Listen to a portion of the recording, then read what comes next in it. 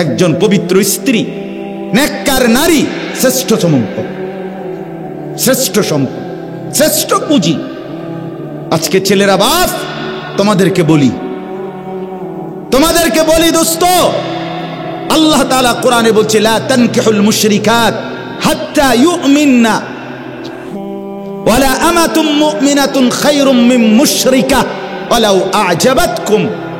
আল্লাহ কোরআনে বলে কোন মুশরিক, কোন পাপী, কোন নাফরমান, কোন বেহায়া নারীকে বিবাহ করো না। হাত্তা ইউমিননা, যতক্ষণ না সে পূর্ণ ঈমানের দিকে ফিরে না আসে। আল্লাহ কোরআনে বলেন ওয়ালা আমাতুম মুমিনাতুন খায়রুম মিন মুশরিকা, একজন নেককার মুমিনা চরিত্রবান পবিত্রা দাসীও স্বাধীন বিত্তশালী একবারে সম্পদশালী সুন্দর চেহারার মুশরিক নাফরমান পাপী নারীর চাইতে উত্তম। ওয়ালাউ আ'জাবাতকুম, বেশরম মুশরিক নাফরমান নারী যত আকর্ষণীয় হোক না কেন, তার চাইতে একজন নেককার কালো হোক, কুৎসিত হোক, দাসী হোক, সে আল্লাহর কাছে দামি। কোরআনের আয়াত। আজকে যেই সমস্ত ছেলেরা, আমি অনুরোধ করছি বাপ, নওজোয়ান, তোমাদেরকে এই বন্ধু বললাম, তোমরা যারা সকাল থেকে রাত 2টা 3টা পর্যন্ত মোবাইলে উলঙ্গ ছবি দেখো, নর্তকীর নাচ দেখো, সারা পৃথিবীর নারীর ছবি দেখো, অচিরেই বিশ্বাস করো পবিত্র নারী পেতে তোমার জন্য কষ্ট হবে। মনে রাখো, এই ঋণ শোধ করতে হবে। হ্যাঁ, তখন বুঝবা ভাইয়া, এমনি মানুষের বেডি সাউন্ড আর ঘরের বেডি যদি অসৎ হয়, তখন টের পাইবা দুনিয়া কারে কয় আর জাহান্নাম কারে কয়। রাস্তার বেডি তো বেডি চাইতে চাইতে গেছো গা, তুমি বেডিও গেছে গা, তুমিও গেছো গা, কিন্তু যারে ঘরে আনছো স্ত্রী, এ বেডি যদি দুশ্চরিত্র হয়, এই মহিলা যদি চরিত্রহীন হয়, তো সব শেষ, সব। তখন টের পাবেন আহা জীবন কত কষ্টের। যার স্ত্রী অসৎ, যার স্ত্রী অসৎ, যার বউ অসৎ, তার জীবন আর জাহান্নামের টুকরা ছাড়া আর কিছু না। আমি আমার এই ছোট্ট জীবনে অগণিত পুরুষকে, অগণিত যুবক আমি দেখছি, যারা আমার সাথে এরকম হাজারো অবস্থা বলছে যে আহা 3 বছরের প্রেম, 5 বছরের প্রেম, হ্যাঁ লম্বা সময়, এরপরে বিয়ে করছে 8 মাস, 2 মাস, 1 বছর, 1.5 বছরের ভিতরে বিবাহের পরের জিন্দেগিটা জাহান্নামের টুকরা হয়ে গেছে। এজন্য অনেক ছেলে তোমরা দাঁড়িয়ে বসে তোমাদের কাছে অনুরোধ করছি, আখেরাত তো আছেই বন্ধু, দুনিয়াটাকেও জাহান্নাম বানাইও না। রাস্তার মেয়ের সাথে সম্পর্ক গড়ো না, বেপর্দা মেয়ের সাথে, বিবাহ বহির্ভূত যে তোমার সাথে সম্পর্ক গড়ছে, সে বিবাহের পরে আরেকজনের সাথেও সম্পর্ক করবে, এ তোমারে কষ্ট দিবে দোস্ত বন্ধু। কোরআনুল কারীমের মধ্যে আছে, আল্লাহ বলেন আমি যাকে পবিত্র স্ত্রী দেই, সেই স্ত্রীর মাধ্যমে আমি তাকে ওয়াজআলা বাইনাকুম মাওয়াদ্দাতাম ওয়া রাহমা, আমি তার জন্য ভালোবাসা এবং দয়া মায়া উভয়টাই দেই। স্ত্রীর কাছ থেকে 2টা জিনিস চাইতে হয়, কোরআনে আছে। এক হলো মহব্বত চাইতে হয়, ভালোবাসা চাইতে হয়, আরেকটা হলো দয়া মায়া চাইতে হয়। শুধু মহব্বত না, 2টাই লাগবে। আমি 2008 সালে বিয়ে করছি, আজকে 2023 সাল।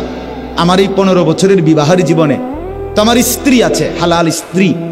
তো আমি যখন 2020 সালে মোটর সাইকেল অ্যাক্সিডেন্ট করে পাও ভাঙ্গিয়া ফেলছি, তখন আমি প্রায় দীর্ঘ 6 মাসের মতো বিছানায় এক জায়গাতে 3 মাস, প্রথম 3 মাস পড়েছিলাম।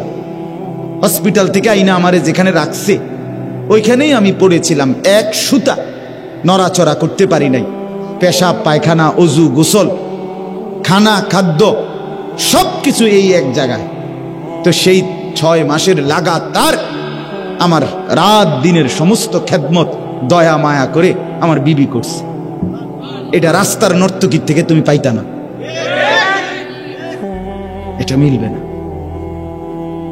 এজন্য স্ত্রী মানে শুধুই কি না উপভোগের সামগ্রী না, সে ভালোবাসারও জন, দয়া মায়ারও জন। দয়া মায়াও দরকার। দয়া মায়াও দরকার। আজ তুমি যদি চরিত্র নষ্ট করো, অচিরেই তোমার জন্য চরিত্রহীন নারী মিলবে। এটা কোরআনের ওয়াদা, আল্লাহর একবারে ডাইরেক্ট ওয়াদা শুনে দিই। কোরআনের আয়াত শুনেন, এই যে দেখেন আল্লাহ তাআলা কোরআনে বলছেন সূরা নূর, আল খাবিসাতু লিল খাবিসিন, খবিস পুরুষের জন্য খবিস নারী, আল খাবিসুনা লিল খাবিসাত, খবিস নারীর জন্য খবিস পুরুষ। এই ডাইরেক্ট কোরআনের আয়াত, ঠিক কইলেও ঠিক, ঠিক না কইলেও ঠিক। বুঝেন না, এটা কোরআনের আয়াত না, এটা ঠিক কইলেও কি ঠিক, ঠিক না কইলেও কি। এই যে الطيبات للطيبين والطيبون للطيبات, রব্বুল আলামিন বলেন আর পবিত্র পুরুষের জন্য পবিত্র নারী, পবিত্রা নারীর জন্য পবিত্র পুরুষ। হ্যাঁ, টিট পর টেট নাকি, ইট মারলে পাটকেল খেতে হয়। তার মানে হলো আজকে তুমি নষ্ট হইলা, ও চিরেই তুমি নষ্টটাই নিতে এ বেশি দিন লাগতো না। রঙের গুড্ডি কাইটা যাবে, গুড্ডি কাইটা যায় না, এই রঙের গুড্ডি দেখতে দেখতে নাই বন্ধু। এজন্য নষ্ট হইও না, হায়াত লম্বা। আল্লাহ হায়াত দিলে, আল্লাহ যদি বাঁচায় রাখে 60 বছর, আল্লাহ বাঁচায় রাখলে 70 বছর, ফুর্তি করলা তামসা করলা নয়তো 7 বছর, নয়তো 10 বছর যন্ত্রণা ভুগতে হবে, নয়তো 40 বছর দুনিয়াতেই মিয়া। এরপরে আখিরাত সেটা তো আছেই, সেটা তো পরের বিষয়। দুনিয়াতেই যন্ত্রণা ভোগ করতে হবে। আল্লাহ তাআলা আমাদেরকে বুঝার তৌফিক দান করেন। আমি লম্বা করলাম এই প্রসঙ্গটা, এতক্ষণ ধরে বলার উদ্দেশ্য এই কথাটাই বুঝানো, তোমরা অনেক ছেলে বাপ, তোমাদের জিন্দেগি যদি সুন্দর হয় তোমারই ভালো। আমি তোমার জন্য আটকায় যাব না, তুমি আমার জন্য আটকায় যাবা না, এটাই সহজ। আমার বয়ানের পরে আমি আমার পথে চলে যাব, তুমি তোমার পথে চলে যাবা, কেউ কারো জন্য আটকায় না। কিন্তু তোমার নিজের জীবন যদি আটকায়া যায় নিজের কাছে, তাহলে তো তুমি কষ্ট পাই। আপনজন বড় অভাব। আজকে যদি ধরে ধরে আমাদের সন্তানদেরকে না ফিরাই, তোমরা যদি না ফিরে আসো, তোমরা যদি নিজেকে সুন্দর না বানাও, খোদার কসম নিজেও কষ্ট পাবে। আর যুবকরা যদি ফিরে না আসে, ইসলামের বিজয় আসবে কোত্থেকে? দ্বীনের বিজয় আসবে কোত্থেকে বন্ধু? এজন্য আজকে আমরা নওজোয়ানদের বড় বেশি পরিবর্তন চাই, বড় পরিবর্তন চাই, বড় বেশি চাই। মুসলমানের ছেলেরা যদি নামাজি হয়, আরে বিশ্বাস করেন না, আমার একটা ব্যক্তিগত কথা আছে, এটা আমার হৃদয়ের কথা, আমার আবেগের সবটুকু দিয়ে আমি বলতে চাই, মুসলমানের যুবকরা যদি শুধু 2টা জিনিস করে, একটা জিনিস হলো নিজের মাথার চুল চতুর্দিক থেকে সমানভাবে কাইটা চেহারা সুরত যদি মুসলমানের মতো বানায়, আর 5 ওয়াক্ত নামাজ, বিশেষ করে ফজরের নামাজ যদি মুসলমানের যুবকরা পড়তে শুরু করে মসজিদে গিয়ে, আর চেহারা সুরত আর চুলটা ঠিক করে, আল্লাহর কসম গোটা পৃথিবীর কাফের আর বেঈমান বুঝবে মুসলমানের যুবকরা নড়ে চড়ে বসছে। এরা বুঝবে মুসলমানের সবচেয়ে বড় সম্পদ যুবক, তারা ইসলাম নিয়ে ভাবতেছে, আগামী দিন নিয়ে ভাবতেছে। ইনশাআল্লাহ এই যুবকদের দ্বারাই মাহাদির পক্ষে এরা লড়বে, দাজ্জালের বিরুদ্ধে লড়াই করবে।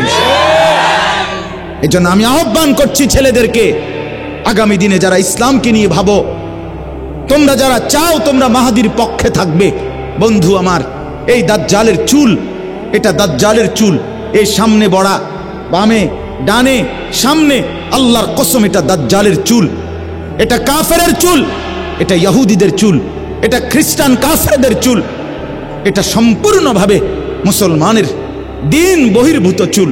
কাজে এটা কাইটা ফেলো, এটা কেটে ফেলো বন্ধু। যদি মার পবিত্র দুধ খেয়ে থাকো, আরেকবার প্রয়োজনে মোবাইলে দেখো ফিলিস্তিনের গাজা উপত্যকার মধ্যে কি পরিমাণ মার রক্তে জমিন ভেসে গেছে, কি পরিমাণ মুসলিম ভাই ছোট্ট মাসুম বাচ্চা রক্তে গড়াগড়ি খাচ্ছে। মুসলমানের লাশ, গতকালকে পত্রিকা আসছে, মুসলমানের লাশ কুকুরে কামড়াইতেছে, মুসলমানের লাশ মাটিতে দাফন করার সুযোগ পাচ্ছে না। যে ইহুদি কুত্তারা যে ইউরোপের ভাড়াটে সন্ত্রাসী, ইউরোপ আমেরিকার জারজ সন্তান, এই ইসরায়েলের ইহুদি কুত্তারা, তারা এই পরিমাণ মুসলমানকে জুলুম আর নির্যাতন করছে। বন্ধু, খোদার কসম, এই বেঈমান ইহুদিদের পক্ষ থেকেই এই পৃথিবীতে ছড়িয়ে দেওয়া এই চুলের ডিজাইন। আমি অনুরোধ করলাম তোমাদেরকে, তোমরা দয়া করে যদি মার পবিত্র দুধ খেয়ে থাকো, তোমাদের রক্তে যদি ইসলাম থাকে, প্রতিবাদের অংশ হিসাবে আমরা মজলুমের পক্ষে, আমরা মুসলমানের পক্ষে, আমরা ফিলিস্তিনিদের পক্ষে, আমরা মুজাহিদিনদের পক্ষে, আমরা দ্বীনের পক্ষে, আমরা ইহুদিদের পক্ষে না। এই কথার প্রমাণ হিসাবে আমি যুবক, তোমরা যাদের চুল বড় বড় ডানে বামে, তোমরা কি কদ্দুর নিয়ত করবানি? দাঁড়াইয়া নিয়ত করো যে ইনশাআল্লাহ তোমরা এই চুল নিজেকে মোমেন মুসলমান হিসাবে, প্রতিবাদের অংশ হিসাবে তোমরা চুল কাইটা ফেলবা। এই নিয়তে কিছু ছেলে দাঁড়াও, তো দাঁড়াও ইনশাআল্লাহ হিম্মত করে। না না, যাদের চুল বড় বড় ডানে বামে বড়, কাটো, নিয়ত করো, আল্লাহ বরকত দিবে। আরে লজ্জা পাইও না, ইনশাআল্লাহ আল্লাহ বরকত দিবে। আমি বললাম দাঁড়াও, আরো আছো এখানে, আরো আছো অনেক ছেলে, দাঁড়াও ভাইয়া, আল্লাহ বরকত দিবে। আমি বললাম ইনশাআল্লাহ তোমাদের দ্বারাই সমাজের পরিবর্তন হবে ইনশাআল্লাহ। তোমরা মাহাদির পক্ষে লড়বে ইনশাআল্লাহ, তোমরা দাজ্জালের বিরুদ্ধে লড়বে ইনশাআল্লাহ। বাকিরা যারা দাঁড়াইতে পারলা না, আমি কি দোয়া করতাম যে তোমরা যেন দাজ্জালের পক্ষে থাকো? তাহলে দাঁড়াও। না না, যারা দাঁড়াইলা না, তাহলে তোমাদের জন্য দোয়া করি যে তোমারে খোদা যেন দাজ্জালের পক্ষে রাখে, বেঈমানের পক্ষে রাখে। তুমি বলো, তুমি কি মার পবিত্র দুধ খাও নাই? তাহলে দাঁড়াও, আরো আছো ছেলে এখানে, দাঁড়াও ইনশাআল্লাহ, নিয়ত করে দাঁড়াও যুবক, দাঁড়াও, হিম্মত করো, দাঁড়াও ইনশাআল্লাহ। এটা প্রতিবাদ হবে ইনশাআল্লাহ।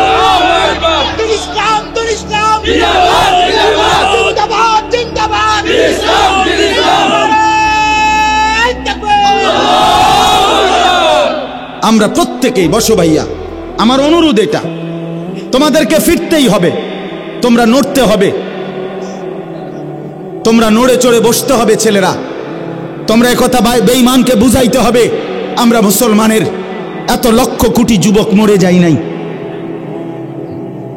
আমরা হারিয়ে যাই নাই, আমরা আমাদের মজলুমের রক্তের বদলা চাই, আমরা মোমেনের রক্তের তাজা খুনের বদলা চাই। আরে আল্লাহর কাছে বলো যে রব্বে করিম, আপনি আমাকে সুযোগ দেন, আমি মজলুমের জন্য জান দিয়ে দিতে রাজি আছি। এটা চাইতে হবে বন্ধু, আল্লাহর কাছ থেকে তৌফিক চাও। মাত্র 92 লক্ষ কাফের ইহুদি, 1 কোটি না, 23 লক্ষ মুসলমান গাজা উপত্যকায়। বিশ্বাস করো বাপ, একটা মুসলমানের একটা ঘর ভিটা মাটি আর মাটির উপরে নাই। আজকে 1.5 মাসের অব্যাহত নির্বিচারে বোমা বর্ষণ করে মুসলমানের একটা কুড়ে ঘরও আর মাটির উপরে নাই। মুসলমান তার লাশ দাফন করতে দিচ্ছে না। গতকালকে আমি নিজে পত্রিকায় দেখছি, কুকুরে মুসলমানের লাশ কামড়াইতেছে, মৃত লাশ নিয়ে টানা হেসরা করতেছে। এরপরে কাফের বেঈমান ইহুদিদের সরাসরি আমেরিকা প্রতি মিনিট, আমেরিকার এই বেঈমান, এই বুড়া বেঈমান জো বাইডেন নামে এই বুড়া গাদ্দার প্রতি মুহূর্তে ইসরায়েলের ইহুদিদেরকে সহযোগিতা করছে। অতএব এত রক্ত, এত লাশ, মুমিনের এত পবিত্র দেহ এইভাবে অকাতরে রক্তে গড়াগড়ি খাচ্ছে, শহীদ হচ্ছে, এরপরও কি আমাদের ফিরবার সময় হয় নাই? বলো না ভাইয়া, এরপরও আমাদের আল্লাহকে ডাকার টাইম হয় নাই? এরপরও কি নামাজের সময় হয় নাই? আহা, কার আশ্রয়ে জীবন কাটাচ্ছ ছেলেরা? বাপ, সারাদিনে যারা 1 ওয়াক্ত নামাজ পড়ো না, আল্লাহকে তো ছেড়ে দিলা বুঝলাম, কিন্তু কার আশ্রয় নিলা? ঠিক আছে, ধরে নিলাম তুমি আল্লাহকে ছেড়ে দিছো, আল্লাহকে পছন্দ হচ্ছে না, আল্লাহ তোমার লাগবে না, আচ্ছা বুঝলাম, তো এরপরে কার থেকে নিরাপত্তা নিবা? কে নিরাপত্তা দিবে? সারাদিন সারা রাত মোবাইলে 2 আঙ্গুলে টিপ্পা উলঙ্গ ছবি যে দেখো, নারীর ছবি যে দেখো বন্ধু, আল্লাহকে তো ভুলে গেলা।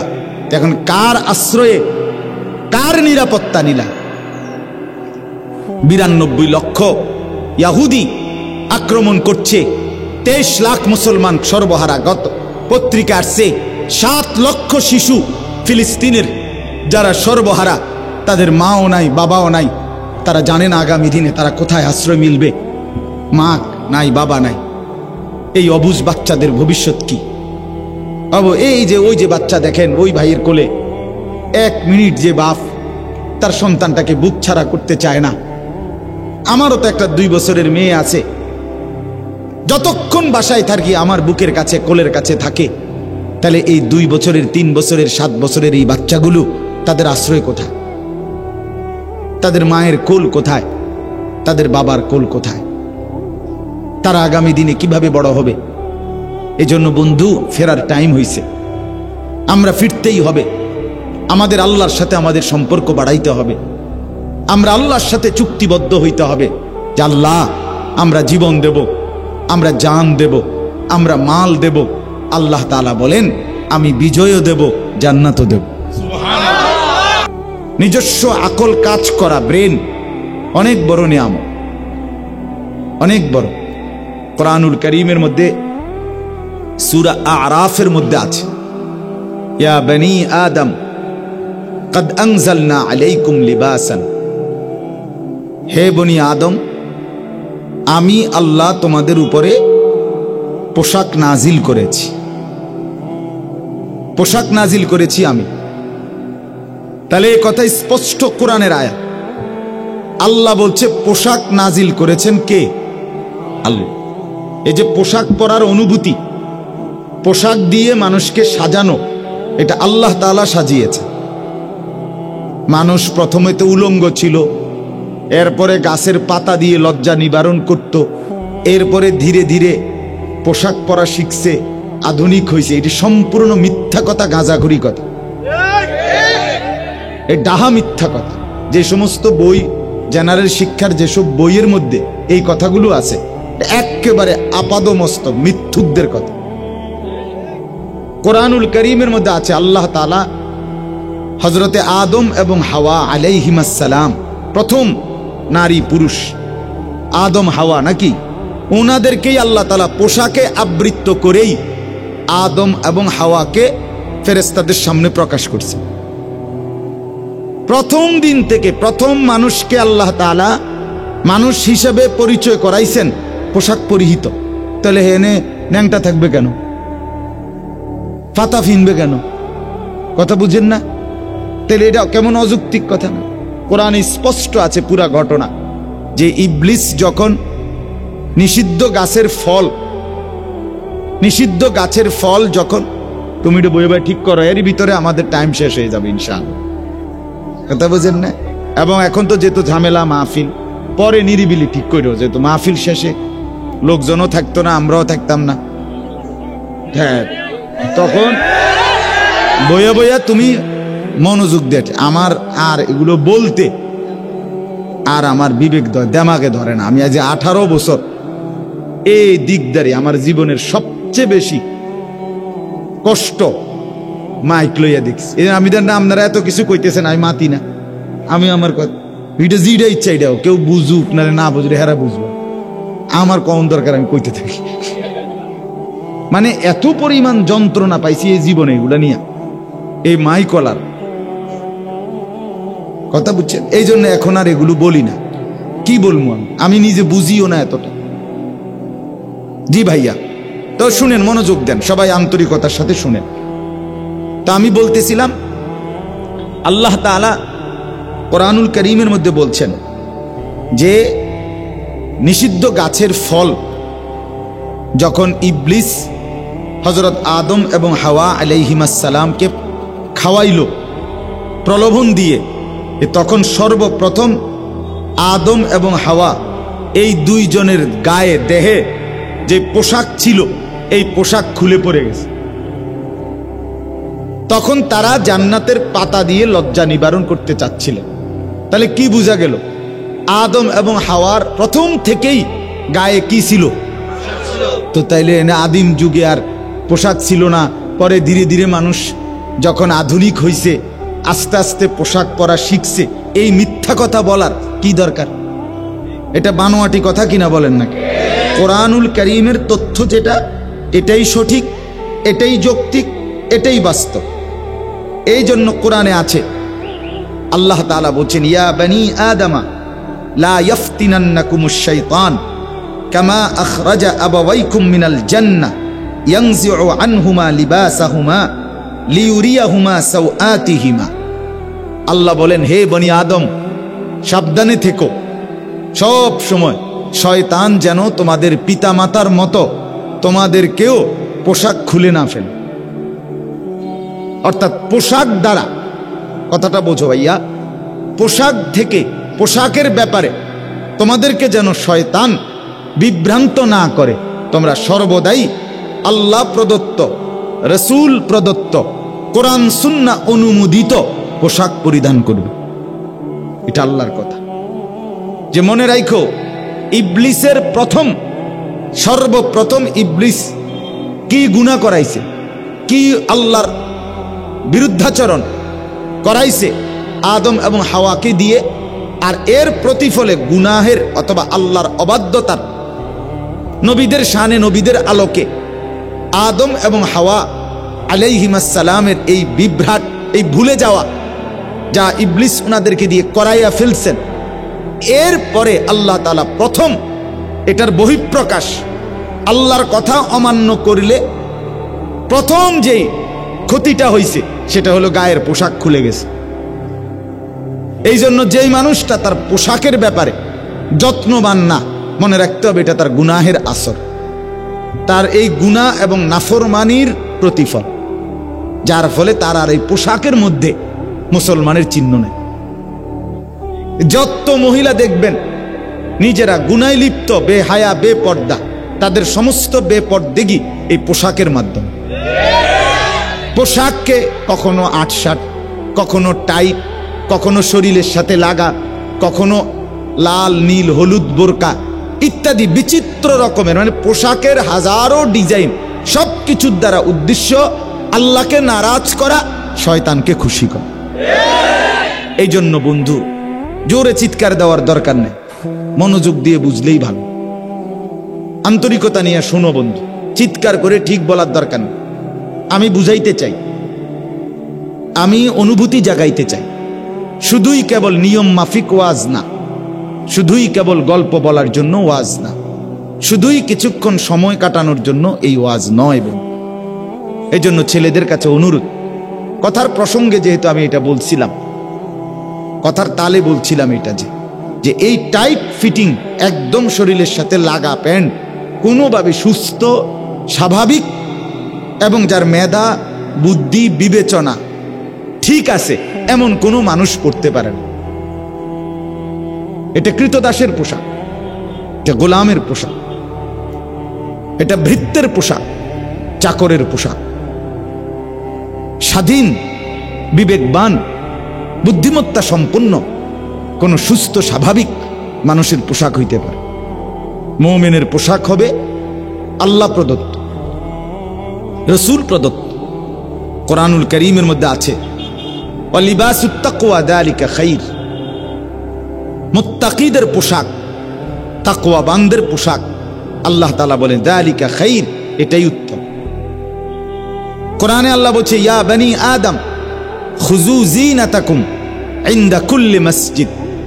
তোমরা তোমাদের প্রত্যেক সেজদার সময়, নামাজের সময় পোশাকের সৌন্দর্য গ্রহণ করো।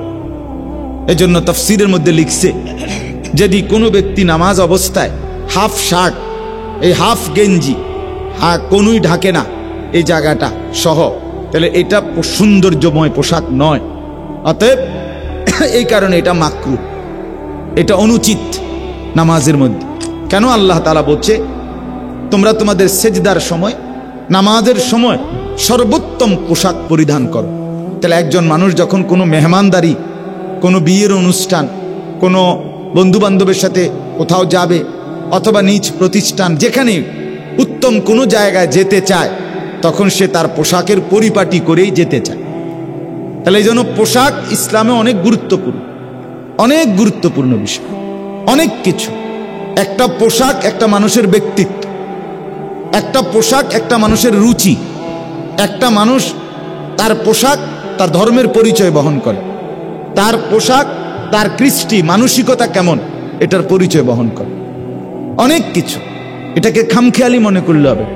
ফেসবুকে যেটা দিছে, ইউটিউবে যেটা দিছে, মোবাইলের মধ্যে একটা দিছে, আজকে এক নায়কে একরকম, আরেক গায়কে একরকম, এক একজন এক এক সময় এক একটা পরে, আর তুমি মাসে মাসে ডিজাইন বদলে ফেলো। তো তুমি নিজে বলো তুমি স্বাভাবিক সুস্থ কিনা, তোমার নিজস্ব কোনো আত্মমর্যাদা আছে কিনা?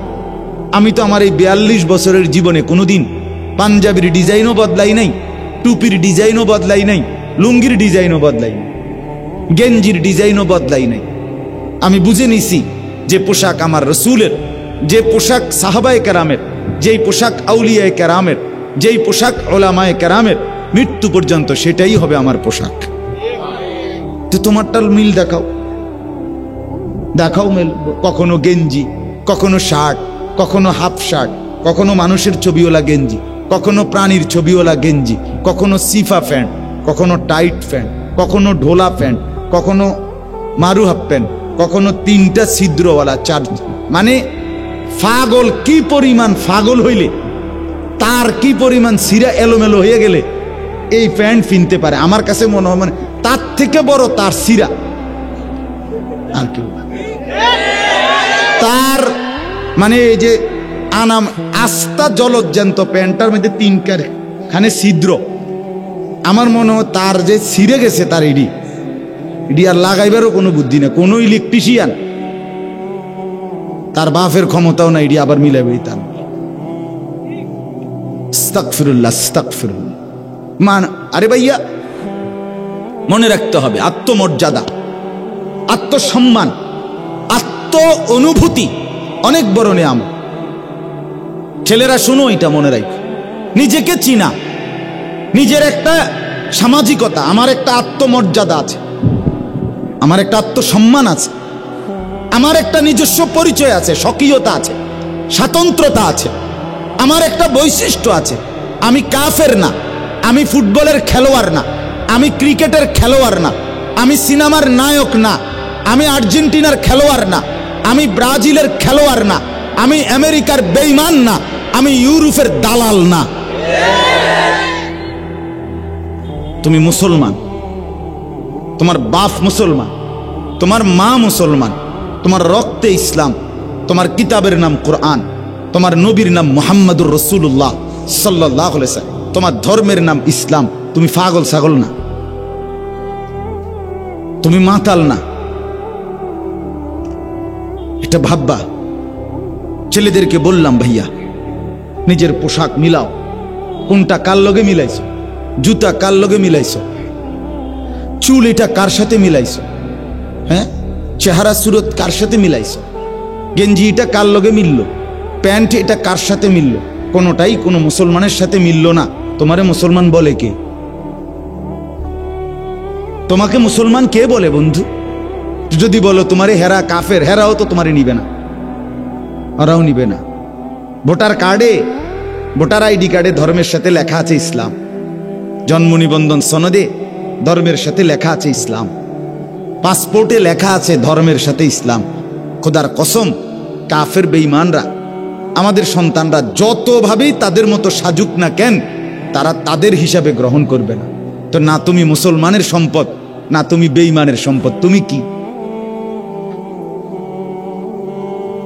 বলো, নিজস্ব পরিচয় বলো। আমারটা তো আমি বললাম, আমার টুপি, আমার এটার দলিল বললাম। রাসূলুল্লাহ সাল্লাল্লাহু আলাইহি ওয়াসাল্লাম, সাহাবায়ে কেরাম তারা টুপি পরতেন, মাথায় কাপড় দিতেন, আমি দিছি। রাসূলুল্লাহ সাল্লাল্লাহু আলাইহি ওয়াসাল্লাম, সাহাবীরা যুগ যুগ ধরে নেককাররা, ওলামা আউলিয়ারা দাড়ি রাখতেন, এজন্য আমি দাড়ি রাখছি। রাসূলুল্লাহ সাল্লাল্লাহু আলাইহি ওয়াসাল্লাম, সাহাবায়ে কেরাম যুগ যুগ ধরে আল্লাহর প্রিয় বান্দারা পাঞ্জাবি পরতেন, আমি এই জন্য পড়ি। রাসূলুল্লাহ সাল্লাল্লাহু আলাইহি ওয়াসাল্লাম, সাহাবায়ে কেরাম যুগ যুগ ধরে আল্লাহর প্রিয় বান্দারা লুঙ্গি পরতেন, আমি এই জন্য পড়ি। গেঞ্জি পরতেন, এই জন্য আমি গেঞ্জি গায়ে দেই।